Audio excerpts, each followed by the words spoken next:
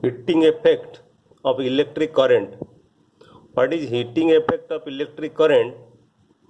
We know when electric current is passed through a conductor, heat is produced.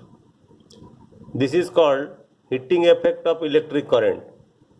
If a electric circuit is purely resistive, that is only the circuit consists of resistors, then it produces heat. When electric current is passed through it from a battery, it produces heat. This is known as heating effect of electric current. For example, heating effect in electric iron, heating effect in electric heater, like this. This is a circuit having a resistance, pure resistance R, and the resistance is connected to a battery source of battery. A ammeter is connected in series, a voltmeter is connected in parallel. Let I is the amount of current flowing through this resistor. The potential difference across this resistor is equal to V. The amount of charge flowing across the resistor through the resistor in time t is equal to Q. We know from the definition of potential, V equal to W by Q, where W is the amount of work done in moving the charge Q through a potential difference V. So, the source battery source must supply amount of energy V into W, because V equal to W by Q. W is the amount of work done. Okay. So the amount of work done is nothing but is equal to the energy. So the energy will come from this battery. So battery here is the source of energy. So battery will supply the energy which is equal to V into Q in time t. So what is the input power given to the circuit by the source?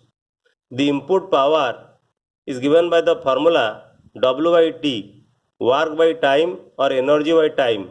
Amount of work done is nothing but is equal to the energy. So the input power P will be equal to W by T, and W is equal to V into Q. So V into Q divided by T, Q by T is equal to I. The rate of flow of charge Q by T, this will be equal to I. So power will be equal to potential into current, V into I. So this is a very important relation. So the energy supplied, what will be the energy supplied to the circuit by the source? The energy supplied will be equal to power into time. Amount of work done is equal to the energy. So energy supplied will be equal to power multiplied by time. Power is equal to V into I. So energy supplied by the source will be equal to V into I into T.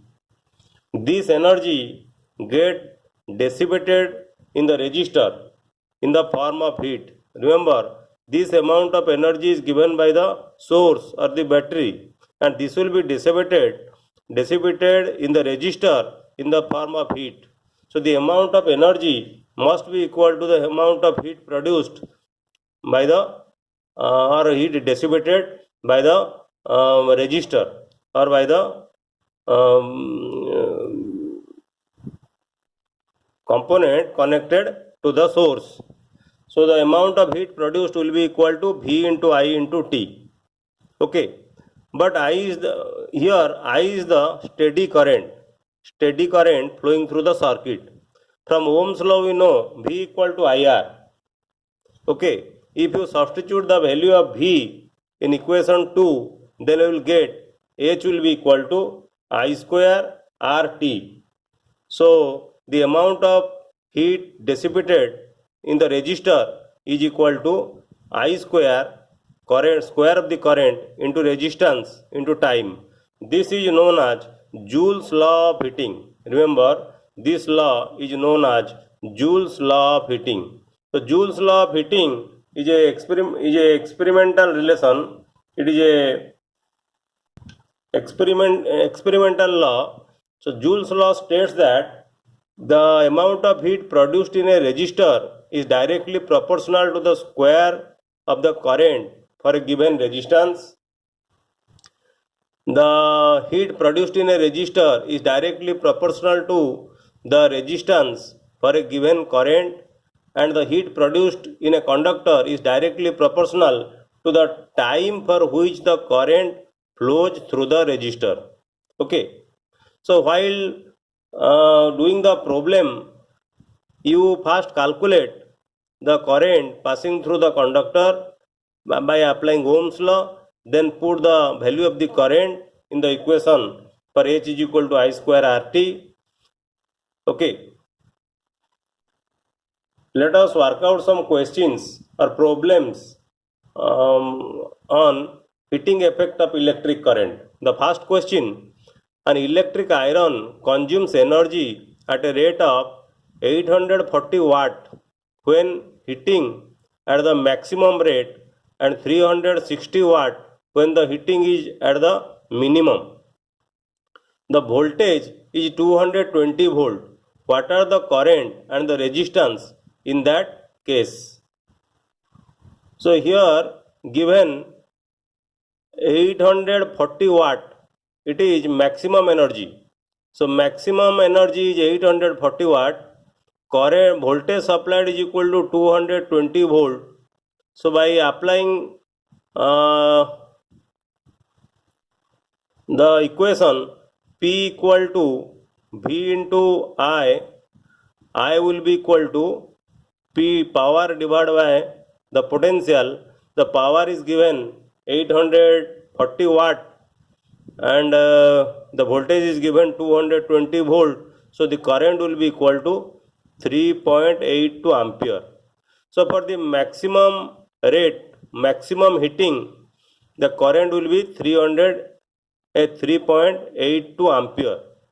When the heat produced is minimum, that is 360 watt, okay, then the current produced will be equal to 360 divided by 220. This is equal to 1.64 ampere. You see what is the resistance difference. Applying Ohm's law, for maximum heat the resistance will be equal to V by I. V equal to 220 volt, current is 3.82 ampere. So resistance will be equal to 57.60 ohm. And for minimum heating, when the heating is minimum, the current is 1.64 ampere and the resistance, you see the resistance is equal to, applying Ohm's law, 220 divided by 1.64 ampere, the resistance is equal to 134.15 ohm. So when the heating is maximum, the resistance is minimum. When the heating is minimum, the resistance is maximum. Next problem, question number 2. 100 joule of heat is produced each second in a 4 ohm resistor. Find the potential difference across the resistor. So here resistance is given 4 ohm, heat is given 100 joule, and we have to calculate time also given 1 second. 1 second is given. Then you have to calculate the amount of current. From Joule's law of heating effect of electric current, we know H equal to I square RT. So I will be equal to H divided by RT square root. Put the value of I, R and T. So current will be equal to 5 ampere. But we have to find out the potential difference. We have to find out the potential difference across the resistor. So the potential difference will be equal to current into resistance. Resistance is given 4 ohm. So current is 5 ampere. So 5 ampere into 4 ohm, that is equal to 20 volt. Okay. So the potential difference across the resistor will be equal to 20 volt. Next question, question number 3. Why does the cord of a electric heater not glow while the heating element does? We know in electric heater the heating element glow because the heating element is basically made up of alloys. Okay, so that is why it will glow. But the cord of the electric heater, it is basically made up of conductor like aluminum and copper. Okay, that is why it will not glow. The alloys have more resistivity. Okay, the alloys have more resistivity, and the material having more resistivity, they produces more heat in comparison to the material having less amount of resistivity. Conductors we know have less resistivity as compared to the alloys. Next question, question number 4.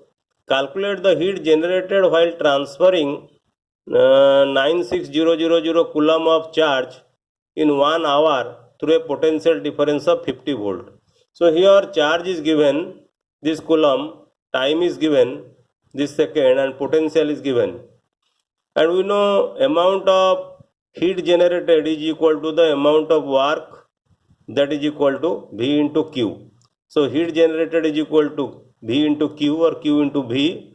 Q is given, V is given. So you just multiply Q and V, you will get the amount of heat produced. Next problem, question number 5.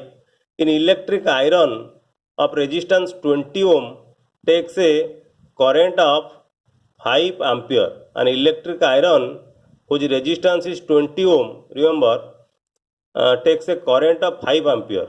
Okay. Calculate the heat developed in 30 seconds. So time is given 30 seconds. What will be the heat produced? We know from the formula H equal to I square RT. I is given, R is given, T is given. So multiply I square RT. The amount of heat produced will be equal to 15,000 joule. Next problem, two conducting wires of the same material is same and of equal length is same and of equal diameter is same, are first connected in series and then in parallel in a circuit across the same potential difference. Potential difference is also same. The ratio of the heat produced in series and parallel combination would be. So first calculate what is the heat produced when the two materials are connected in series. Then you find out the heat produced when they are connected in parallel. Then you take the ratio. Okay. Since they are made up of same material and equal length and equal diameter, so in series combination when they are connected, then the resistance will be R plus R, that is equal to 2R. Because the resistance will not change because they are same material, equal length and equal diameter. So two resistance when they are connected in series, the resistance will be added. So it will be equal to 2R. So heat produced will be equal to, heat is produced is equal to I square RT. If I convert I in terms of V, then it will be equal to V square by R into T. So V square divided by 2R into T. Okay.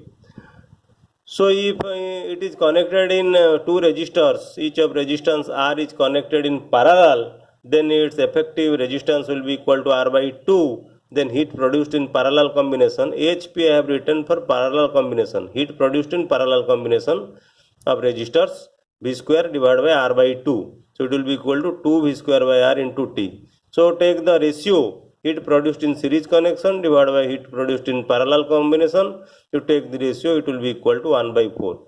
So the ratio of the heat produced in series and parallel combination would be 1:4. So C is the correct answer. So today we discussed about the heating effect of electric current and some problems relating to heating effect of electric current. In the next video we will discuss about the various applications of heating effect of electric current. Thank you.